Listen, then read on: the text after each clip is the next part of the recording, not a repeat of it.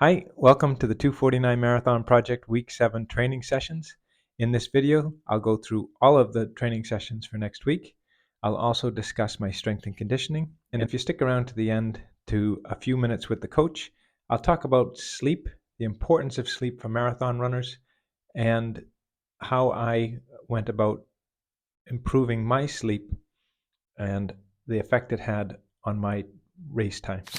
And if you enjoy this content, maybe you're training for a marathon at the minute, maybe you're following along in the 249 Marathon Project, or maybe you just enjoy running. Maybe you think I'm dashingly handsome. I don't know. But if you do, I'd really appreciate it if you hit the subscribe button. It doesn't cost you anything. You won't get spammed with emails. It's just a way that you can help me out, put the 249 Marathon Project in front of more people, hold me more accountable, and make this whole process more achievable. In addition, if you would like, share, and comment, that would be greatly appreciated as well. I'd be very interested to hear how your training's going and how your training differs from mine. Week 7 training sessions. We'll start with Monday. Monday, I'm back to a non-running day. So I've had 11 days in a row of training sessions of one description or another. And for week 7, I'm starting the week off with a much needed non-running day. I will do my strength work in the morning, and I will probably go for a walk to try to get my 10,000 steps up, but all low intensity stuff and no running. Tuesday is the tough session of the week. That's 2 sets of 4 by 1 mile repeats. The recovery period between each rep is going to be 200 meters, walk to slow jog. So by the time I get to the 200 meters, I'm jogging into that mile repeat. Gives me a little bit of a running start. There'll be a 3-minute static recovery between the 2 sets, and my target reps will be 6 minutes to 6:05. So for me, that's a pretty aggressive training session. I know that's going to have a lasting effect on my legs. And so on Wednesday, I'm following that up with a 12 miler or 19K easy effort run. Now, it's a long kind of midweek run. There's 2 reasons for this one. It is going to be physically challenging. So it's an easy effort, but my leg's going to be heavy from the previous day. But it's also going to be a mentally challenging run because I know I'm going to be tired. I know I'm not going to really want to be pushing through for a 12 miler, but this is the kind of mental challenge that I like. It gets me working on my mantras. I can do hard things. I'm a good runner. This is going to be fine. This is going to be easy. These types of things, and I work on these things throughout my marathon program. So that's the two reasons for that one. Thursday is normally my second hard run of the week. However, because Tuesday was a particularly hard session, I'm going to take an extra day of an easy run. It's only 7 miles or 11K, and I know for a fact I'm going to feel so much better on Thursday's run than I did on Wednesday. It also sets me up nicely to put in a good effort on Friday. So Friday's run is a double session. I have my 5K social run in the morning, which is just a great bit of crack with my friends, followed up with coffee. And then later in the afternoon, I'll go out and do my 6 mile or 10K tempo run with 3 miles in the middle at about 6:30 or quicker. Saturday is a 7 mile change of pace run. It's 2 miles easy, 3 miles steady, 2 miles easy, or in Ks, that is 11K at 3, 5, 3. Okay, so steady pace, comfortably hard. Sunday is one of my favorite sessions, believe it or not. It's probably unusual. I'd say a lot of you don't do these particularly long runs, but for me, I love doing marathon distance within the program, and this is a 26 miler or 42K. I'm going the full distance. It's not marathon pace. There's no marathon pace miles in this one. This is, once again, a physical and a mental challenge. I would imagine my effort will be about 8:20 to 8:35, 8:40 pace. Long, slow distance run kind of pace. Yeah. So I love this session. I love it. I might even go a little bit further in this program. We'll just see how it goes. But for this Sunday, it's the 26 miler. That's the training sessions. Now for strength and conditioning. Strength and conditioning on Friday of week 6, I upped my reps to 50 reps per exercise. The only thing I didn't increase is the length of time on my plank. I kept that at 90 seconds. But for all the other exercises, I'm up to 50 reps per. Yoga, I'm staying and attempting to get my 3 by 20-minute yoga sessions in. They're so good. And if I think I need it, I may go for another sports massage.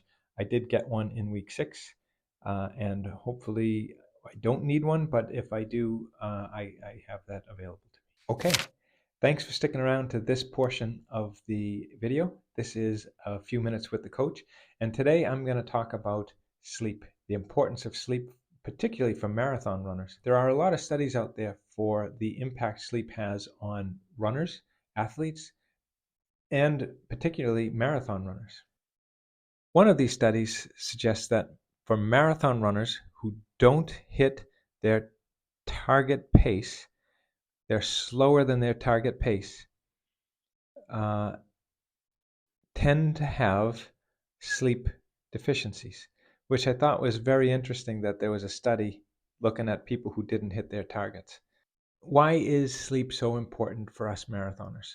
For anybody in general, but athletes, endurance athletes in particular. Okay, we go out and we do all these hard sessions over 16, 20 weeks, however long your training program is. We break our muscle tissue down. We need to build that back up, stronger, bigger, faster, right? It's the same with any sport. So how do we build them back up stronger, faster? We do that through good nutrition, hydration, and sleep, rest and recovery. So while we sleep, our bodies release growth hormone.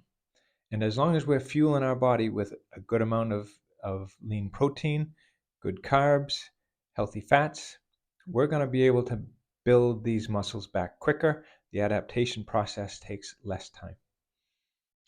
For older athletes like myself, this takes a little bit more time. And so sleep is even more important. Good quality sleep. It's the quality of sleep that we're looking for here. You know, anybody can sit in bed for 8 hours staring at the ceiling. That's not what we're after. We want to be able to get into bed, close our eyes, and wake up in the morning, and nothing in between, right? That would be the ideal situation. Not many of us can do it. Okay, what are the other advantages of sleep, and why do we need sleep for marathon training? Cognitive ability. So our cognitive awareness gets the benefits of good quality sleep, which means we're focused, we can think clearer, we can do our training sessions with a clear focus. Our level of perceived effort is lower. Okay, so when you're lacking sleep, everything is harder. Stress levels are higher. Our effort feels harder. It's just you don't get the same benefit as if you had good sleep because you can't put the work in. Your body is just not physically capable of it. Over the last 7 years, I've had to make a lot of changes in my life for a number of reasons. So we talked about it. I talked about it in the episode about alcohol, talk about it nutrition, but now it's all about sleep.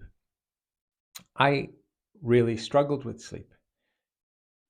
Improving my sleep quality improved the quality of my life. Now, stopping drinking helped, eating better, but I did a lot of other things to help improve my sleep.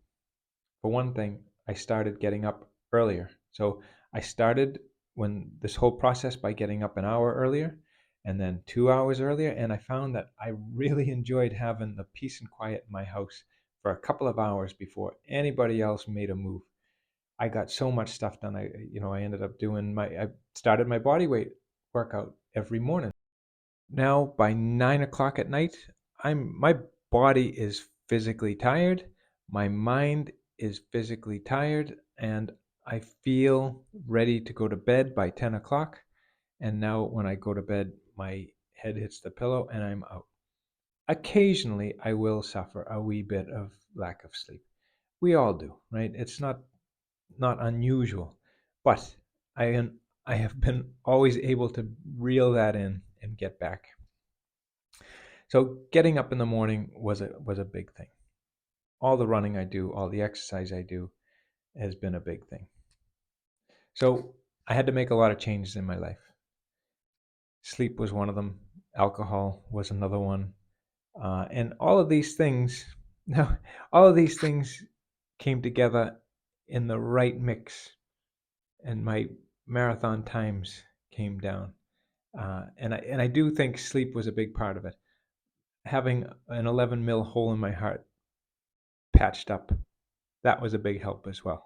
Right. So at the age of 48, I finally had a fully functioning heart that I didn't even know I had a problem with. So that helped. So for me personally, it was repairing my heart, stop drinking, eating really well, dropping weight, sleep.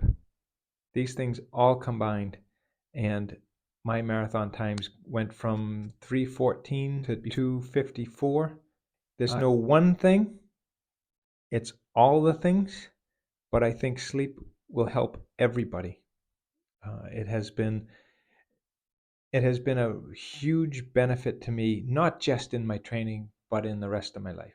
I get up in the morning, I am wide awake, ready to go, uh, and clear as a bell. One other thing that helped me fall asleep better was I would sit in a dark room for 10 minutes, not even, and no technology, no light, nothing. I would just sit quietly, and then after about 10 minutes, I would get up, go to bed, and I was just ready for it.